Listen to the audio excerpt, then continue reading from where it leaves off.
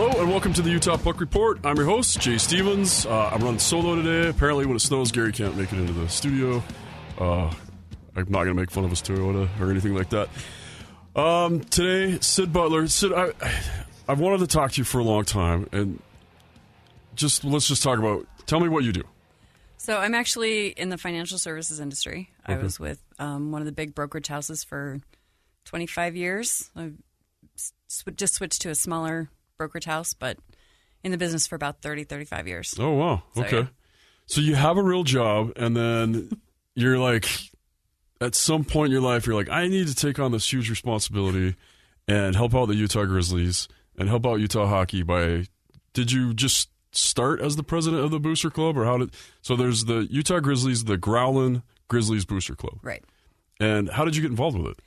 So I grew up in Salt Lake. I'll just give you a bit of background real quick. Perfect. But I grew up here. I remember my dad taking us to see Eagles games when I was a kid.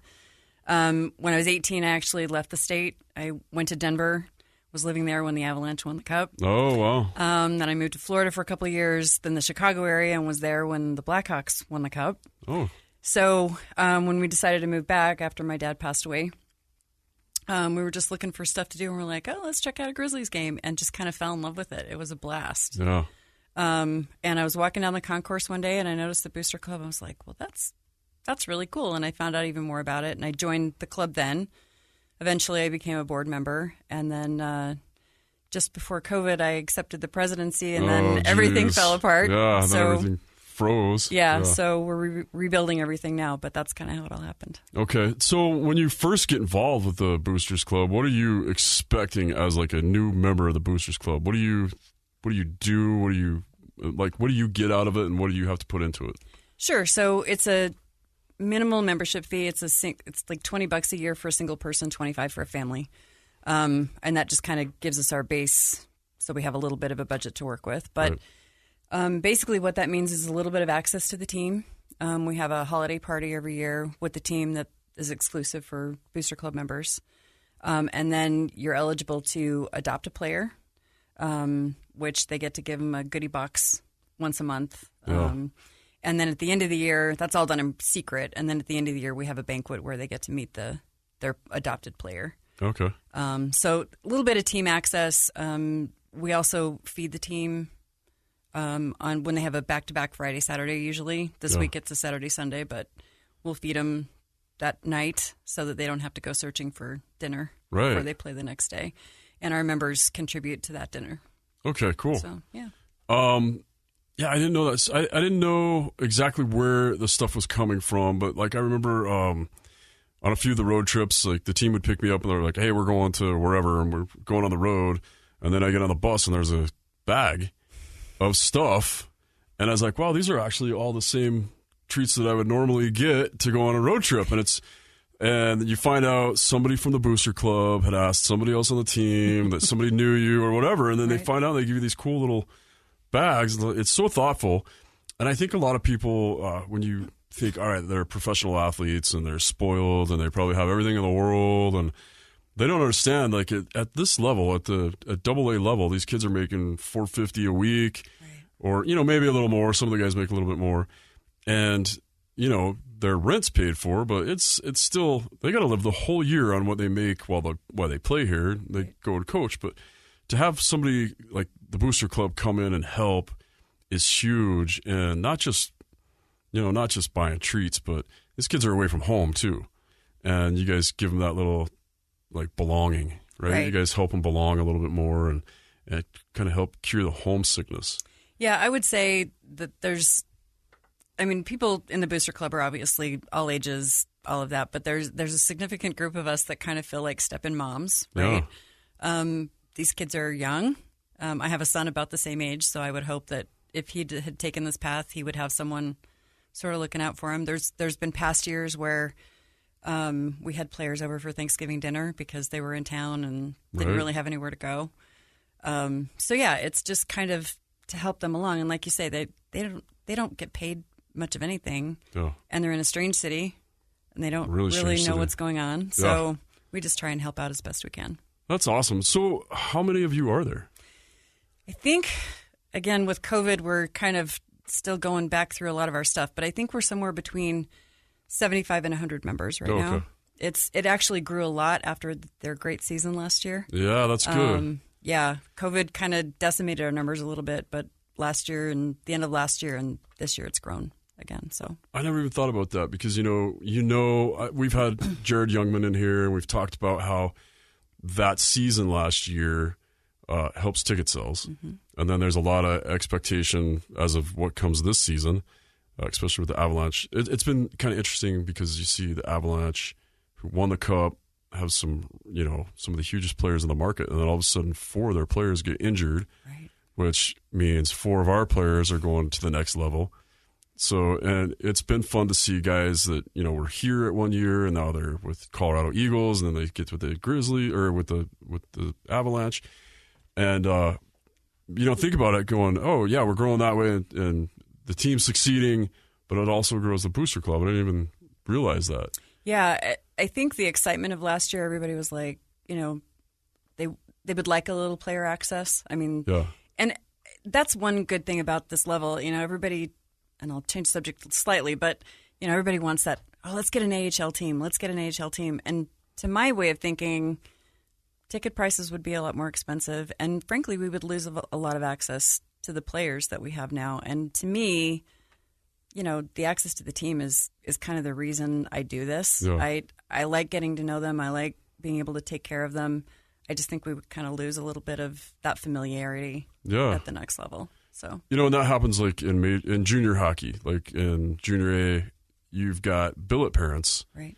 And that there's just that same thing. It's these people that wanted to be involved and help, and they let players come live with them, and then they just adopt those players. And you even heard we had Lucas Parikh on the show last week, and he talked about his billet family playing juniors and how he still talks to them. And Mason Manick still talks to the billet parents he had in Portland.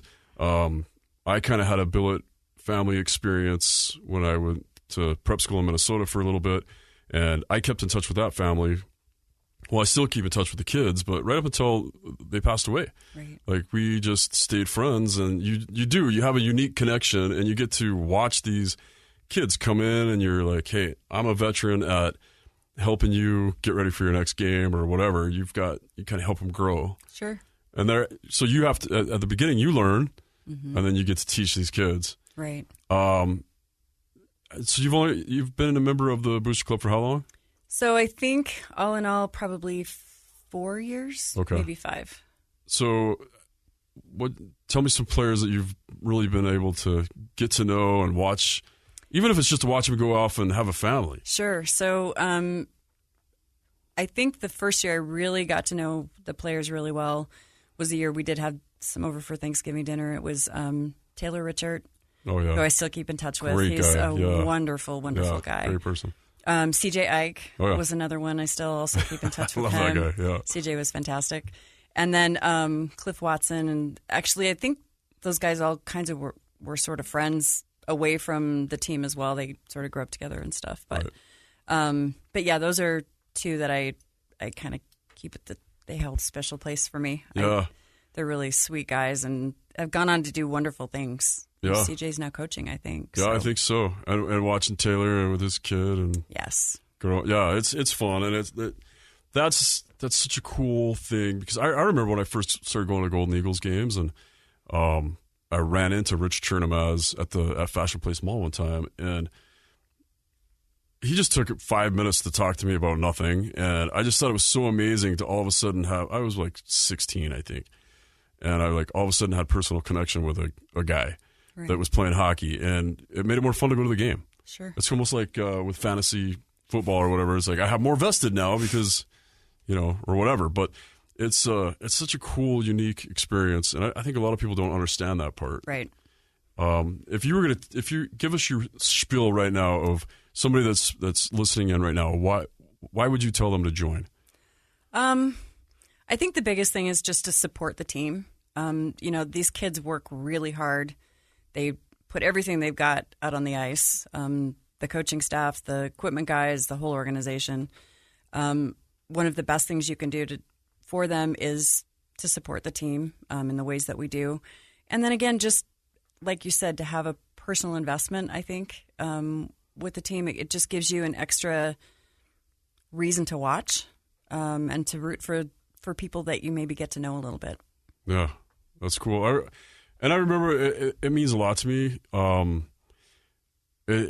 So the day I got put in the Grizzlies game, and it's kind of like a whirlwind after the game, and we were wearing the Star Wars jerseys that night, and they took my jersey, and then I didn't know what happened to my jersey, and there was a lot of other stuff going on, and they're like, all right, do I go? Well, one thing that a lot of people don't know is I actually had to get back to the fire station that night. Oh, no.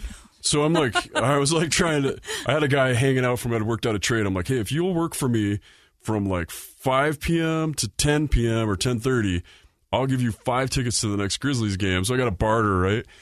And it's like, anyway, I'm scrambling, and I don't know if I'm supposed to do stuff after the game. There was like media outside that wanted to talk about it, and then I basically just went in and got dressed and left.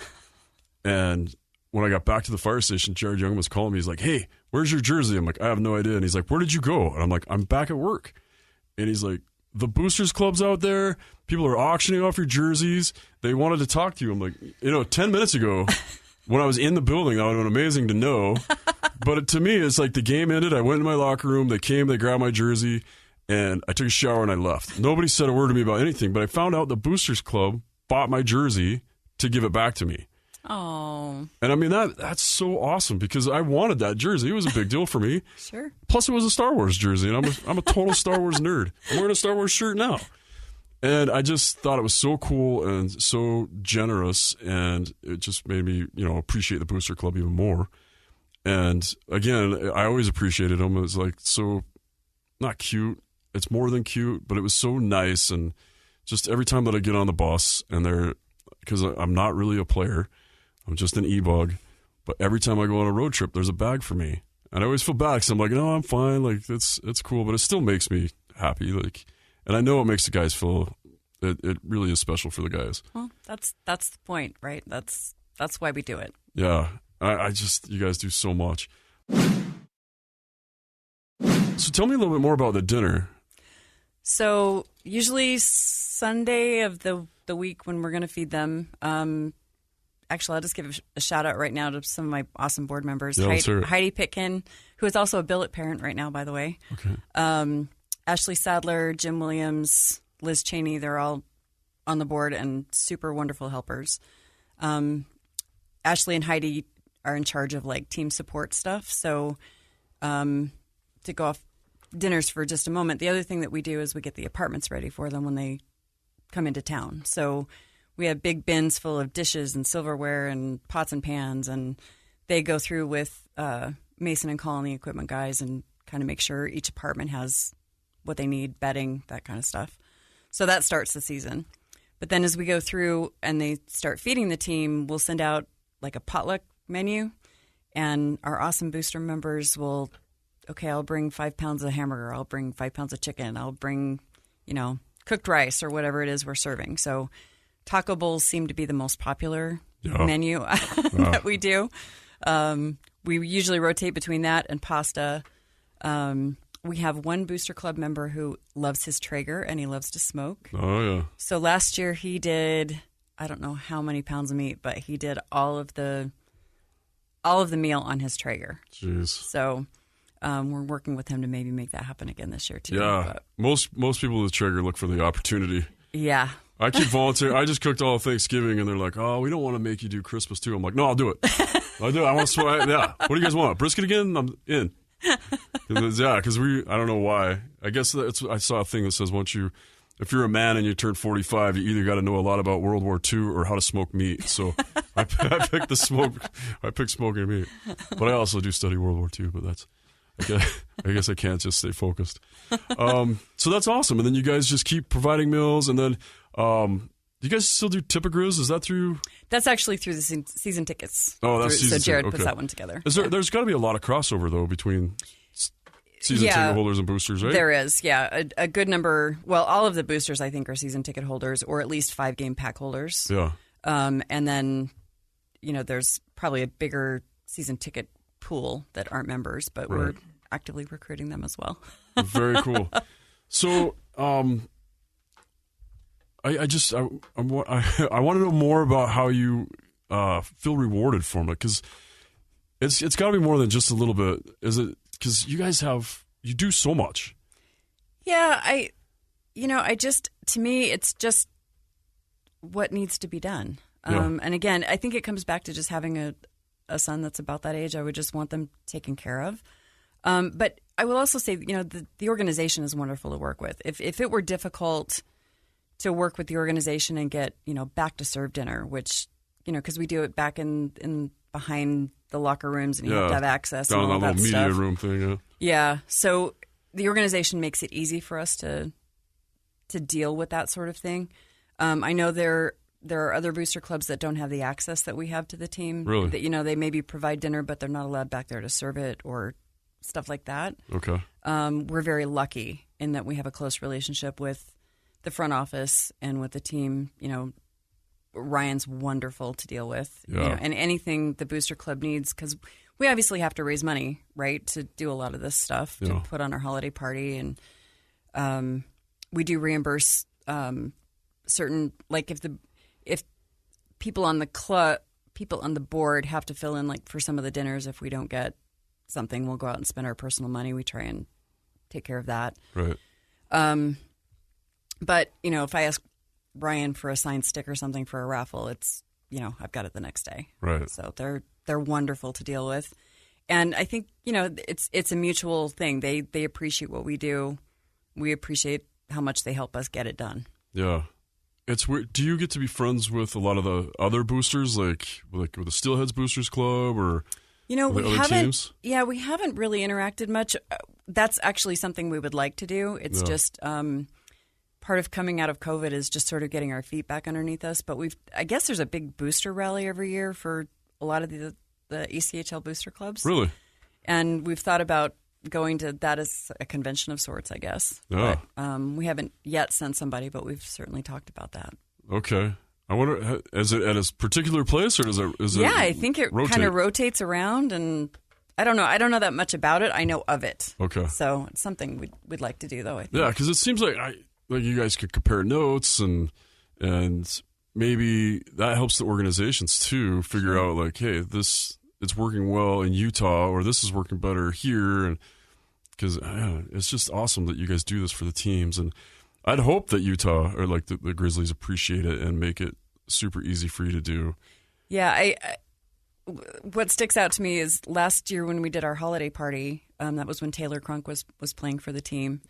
And he and his cute wife were there, and he was going through and he's getting his plate. And he looked at me and he goes, "This is the best booster club ever." I was like, "Aw." That's perfect. Love to hear that. So it was great. I love it, guys. And the guys really do appreciate it. And I hear it all the time in the locker room. I don't know if you guys hear it enough, but when I'm there, especially, I don't know why, it's always, especially for the road trips, because the guys, I don't know, you give them their little bags or whatever it is, but the guys are always talking about, man, my booster came through. And I remember when Stofflet was playing, and his booster would contact me and be like, "Hey, I know Evan likes this, but what else does he like?" And, you guys do research and you're behind the scenes, like trying to really make these players feel special. And, there's something about belonging that really helps somebody succeed. And I think you guys really fill a niche that probably for years people didn't know was needed. Yeah, I would agree with that. It's funny that you say that about the goodie boxes or whatever. We give the players a survey at the beginning of the season and say, okay, what kind of snacks do you like? Okay. What kind of soda do you like? Do you like? I think we actually used to ask the Star Wars versus Star Trek question. Yeah, find out that one aged out. But anyway, so I think it's back. I think it's coming back. It's coming back. Yeah. So we do get kind of a cheat sheet as to what kind of stuff that they like, and then their booster gets to kind of go through and fill a box of those things every month. That makes a lot of sense. But I'm never part of that first part, right? Because I don't know how they're finding out what you like. Somebody must know. Well, you know what it could be is that I just like everything. Well, there you go. So that makes it easy. I like a lot of snacks. That's part of being a firefighter is we eat everything. Well, that's cool. I just wanted to have you on the show and just shine the light on you guys for a minute, because I think it's so important and so neat what you guys do. And I just don't think people talk about it enough. And I think when people are walking around the concourse and they see the Booster Club, they don't know what it is, and maybe sometimes they're afraid to ask.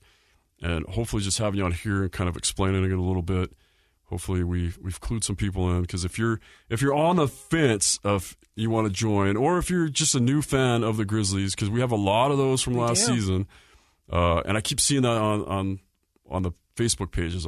I am a new fan or whatever. How do I do this? How do I do that? Well, you get in touch with Cyd, get involved with the Booster Club, get some access and meet the players. Yeah. Because that's you'll go to more games. It's one thing to go to a hockey game and watch, and a lot of people say, well, in the East Coast League, this kid, the team changes. Well, there's a stat. The team changes 15% every game because of call-ups, because of injuries, because of whatever, or guys getting waived that are on PTOs. And or pro tryouts. I try not to use acronyms so that people know what we're talking about. So on a pro tryout, or guys come in and it just doesn't work out, or they get traded. So the best way to actually get to know the players, because people are like, why don't they do stories? I'm like, we'll do a story, but then the guy still gets pulled up. Right. So he's not in the lineup, or he gets cut and he's not in the lineup. The best way to get to know him is just be a booster. Right. And have access to them and come and get to know them. And they're awesome. These are kids that have played at high levels.